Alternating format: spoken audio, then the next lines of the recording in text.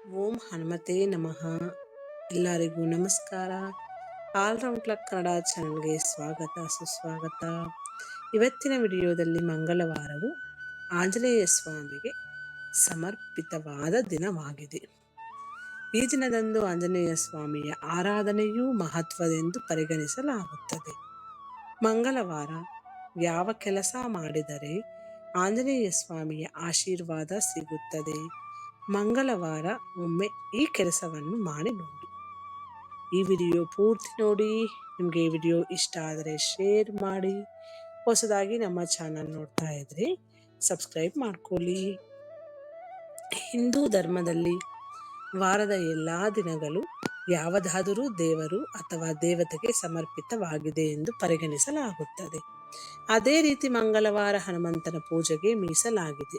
ಈ ದಿನದಂದು ಯಾರು ಬಜರಂಗ ಬಲಿಯನ್ನು ಶುದ್ಧ ಮನಸ್ಸಿನಿಂದ ವಿಧಿವಿಧಾನಗಳ ಪ್ರಕಾರ ಪೂಜಿಸುತ್ತಾರೋ ಮತ್ತು ಸ್ಮರಿಸುತ್ತಾರೋ ಅವರ ಎಲ್ಲಾ ಆಸೆಗಳು ಈಡೇರುತ್ತವೆ ಎಂದು ಹೇಳಲಾಗಿದೆ. ಇದಲ್ಲದೆ ಆ ವ್ಯಕ್ತಿಯ ಎಲ್ಲಾ ದುಃಖಗಳು ಮತ್ತು ತೊಂದರೆಗಳಿಂದ ಪರಿಹಾರವಾಗುತ್ತದೆ ಎನ್ನುವ ನಂಬಿಕೆ. ಅದರಲ್ಲೂ ಮಂಗಳವಾರದಂದು ಈ ಕೆಲಸವನ್ನು ಮಾಡುವುದು ಶುಭವೆಂದು ಹೇಳಲಾಗುತ್ತದೆ. ಮಂಗಳವಾರ ನಾವು ಮಾಡಬೇಕಾದ ಕೆಲಸಗಳ ಕುರಿತು ಇಲ್ಲಿ ತಿಳಿಯೋಣ ಬನ್ನಿ. ಮಂಗಳವಾರ ಇದನ್ನು ಆಂಜನೇಯ ಸ್ವಾಮಿಗೆ ಅರ್ಪಿಸಿ. ಯಾವುದು ಅಂದರೆ ಬಜರಂಗ ಬಲಿಯ ಪೂಜೆಯ ಸಮಯದಲ್ಲಿ ಅವರಿಗೆ ಒಂದು ವೀಳ್ಯದೆಲೆಯ ಹಾರವನ್ನು ಮತ್ತು ಚೋಲವನ್ನು ಅರ್ಪಿಸುವುದು ಮುಖ್ಯವಾಗಿರುತ್ತದೆ. ಈ ರೀತಿಯಾಗಿ ಆಂಜನೇಯ ಸ್ವಾಮಿಗೆ ವೀಳ್ಯದೆಲೆ ಹಾರ ಮತ್ತು ಚೋಲವನ್ನು ಅರ್ಪಿಸುವುದರಿಂದ ಆಂಜನೇಯ ಸ್ವಾಮಿಯು ಶೀಘ್ರದಲ್ಲಿ ಸಂತುಷ್ಟನಾಗುತ್ತಾನೆ. ಇದರೊಂದಿಗೆ ಆಂಜನೇಯ ಸ್ವಾಮಿಗೆ ಲಡ್ಡುಗಳನ್ನು ಕೂಡ ಅರ್ಪಿಸಬೇಕು ಎಂಬುದನ್ನು ಗಮನದಲ್ಲಿ ಇಟ್ಟುಕೊಳ್ಳಿ. ಈ ಯಾವ ಸಮಯ ನಾವು ಎದ್ದೇಳಬೇಕು ಅಂದರೆ ಮಂಗಳವಾರ ದಿನದಂದು ಬ್ರಹ್ಮ ಮುಹೂರ್ತದಲ್ಲಿ ಎದ್ದು ದೈನಂದಿನ ಕಾರ್ಯಗಳನ್ನು ಮುಗಿಸಿಕೊಂಡು ಸ್ನಾನ ಮಾಡಿ ಶುದ್ಧರಾಗಬೇಕು.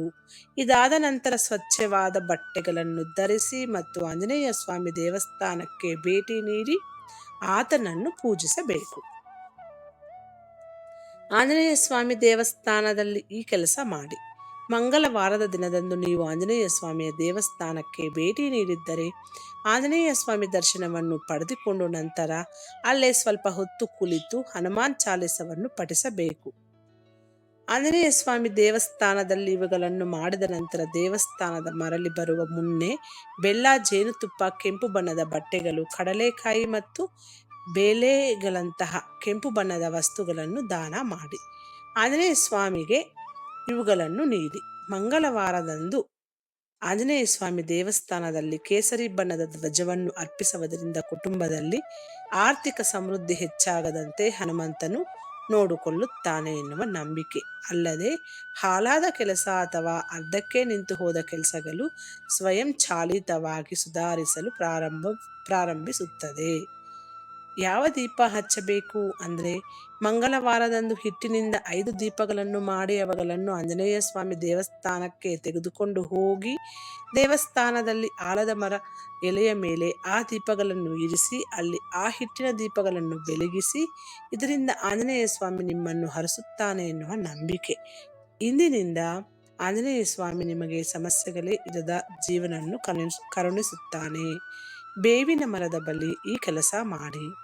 ಮಂಗಳವಾರದ ದಿನದಂದು ನೀವು ಬೇವಿನ ಮರದ ಬೇರುಗಳಿಗೆ ನೀರನ್ನು ಅರ್ಪಿಸಬೇಕು. ಬಳಿಕ ಬೇವಿನ ಗಿಡದ ಕೆಳಗೆ ತಪ್ಪದೆ ಮಲ್ಲಿಗೆ ಎಣ್ಣೆಯ ದೀಪವನ್ನು ಹಚ್ಚಿಡಬೇಕು.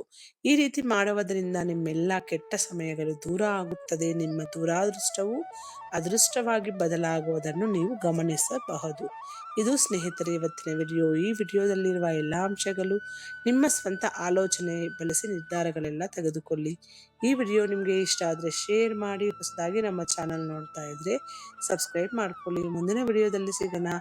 ಅಲ್ಲಿವರೆಗೂ ಧನ್ಯವಾದಗಳು.